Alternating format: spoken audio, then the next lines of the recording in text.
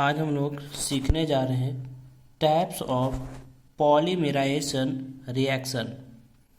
तो there are two broad types of polymerisation reaction, मतलब polymerisation reaction के दो बड़े भाग हैं। फर्स्ट है द एडिशन और चेन ग्रोथ पॉलीमराइजेशन रिएक्शन, और सेकंड है कंडेंसेशन और स्टेप ग्रोथ पॉलीमराइजेशन। तो एक एक करके अब इनके बारे में जानेंगे। तो फर्स्ट आ गया एडिशन पॉलीमराइजेशन और चेन ग्रोथ पॉलीमराइजेशन। तो जैसे कि नाम से स्पष्ट हो रहा है कि ये जो पॉलीमराइजेशन होगा उसमें चेन का इंक्रीजमेंट होगा। तो in this type of polymerization the molecules of the same monomer or different monomers add together। इस पॉलीमराइजेशन रिएक्शन में जो मॉलिक्यूल है वो या तो सेम मोनोमर का होंगे या फिर डिफरेंट मोनोमर के एक साथ ऐड होंगे ऑन ए लार्ज स्केल, बड़े लार्ज स्केल में, टू फॉर्म अ पॉलीमर, और एक पॉलीमर का निर्माण करेंगे। तो एडिशन पॉलीमराइजेशन रिएक्शन में मोनोमर सेम होंगे या डिफरेंट जो एक साथ ऐड होंगे और एक पॉलीमर का निर्माण करेंगे। The monomers used are saturated, जो मोनोमर यूज होंगे वो सैचुरेटेड होंगे। This mode of polymerization leading to an increase in chain length. तो इस प्रकार का जो पॉलीमराइजेशन का मोड है उसे क्या होगा, चेन के लेंथ में इंक्रीमेंट आएगा, मतलब चेन का जो लेंथ है वो बढ़ेगा। और chain growth can take place, और चेन का ग्रोथ होगा through the formation of either free radicals और आयनिक स्पीसीज। तो जो इंक्रीमेंट होगा वो फ्री रेडिकल पाथ को फॉलो करेगा या फिर आयनिक पाथ को फॉलो करेगा। तो फर्स्ट है अब free radical mechanism. A variety of alkenes और डाइईन्स एंड देयर डेरिवेटिव्स आर पॉलीमराइज्ड, मतलब बहुत सारे अल्कीन या डायल्कीन या फिर और उनके डेरिवेटिव क्या होते हैं, पॉलीमराइज होते हैं इन the presence of free radical generating initiator. एक फ्री रेडिकल जनरेट करने वाले इनिशिएटर से क्या होते हैं, बहुत सारे अल्कीन या डायल्कीन और उनके डेरिवेटिव पॉलीमराइज होते हैं।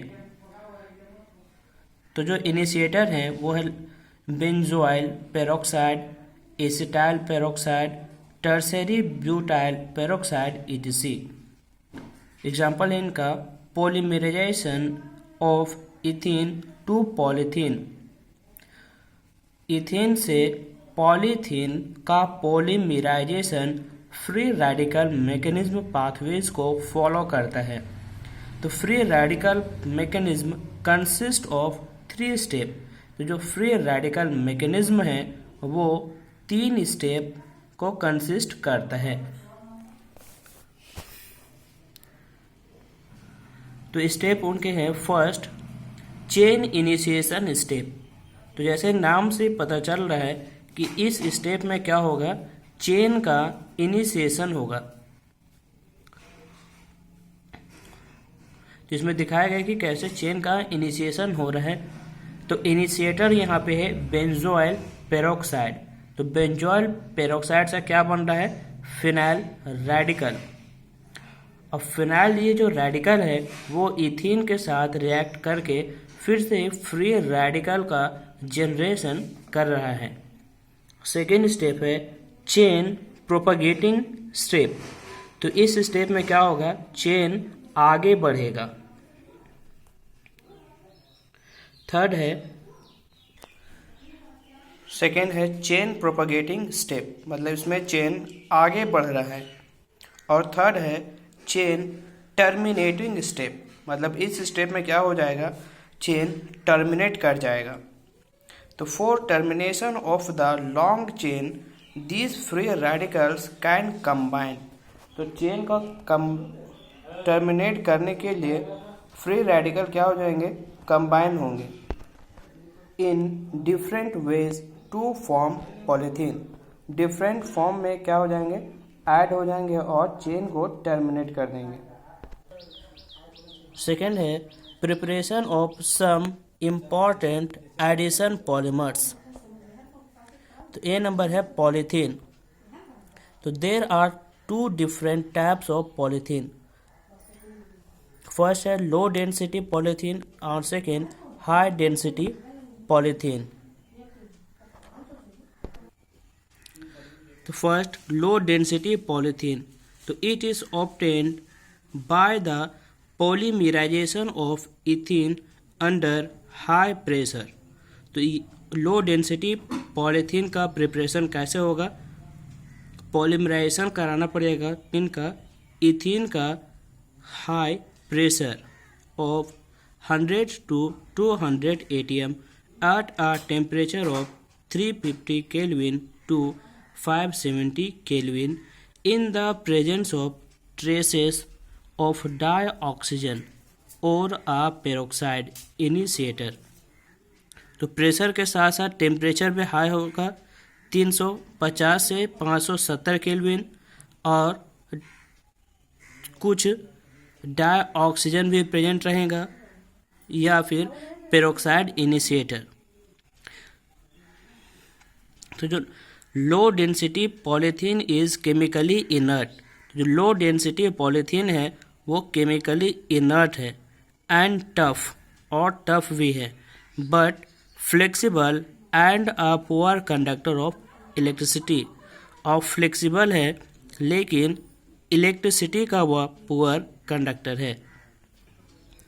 It is used in the insulation of electricity carrying wires. तो इसका उपयोग कहाँ पे करते हैं, बिजली का जो तार है उसको इंसुलेट करने में। And manufacture of squeeze bottle, squeeze bottle के मैन्युफैक्चर में, टॉयज एंड फ्लेक्सिबल पाइप, बहुत सारे खिलौने में और फ्लेक्सिबल पाइप के फॉर्मेशन में लो डेंसिटी पॉलीथीन का उपयोग होता है। सेकेंड है हाई डेंसिटी पॉलीथीन। तो it is form when addition polymerisation of ethene take place. तो ये कैसे फॉर्मेशन होगा, जब एडिशन पॉलीमराइजेशन होगा इथीन का in a hydrocarbon solvent, hydrocarbon solvent में, और किसके प्रेजेंस में, in the presence of a catalyst, और साथ में कैटालिस्ट भी प्रेजेंट होगा, such as triethyl aluminium and titanium tetrachloride, जिसको जिगलर नेटा कैटालिस्ट के नाम से भी जाना जाता है, at a temperature of 333 kelvin to से 343 kelvin and under a pressure of 6 से 7 एटमॉस्फेयर।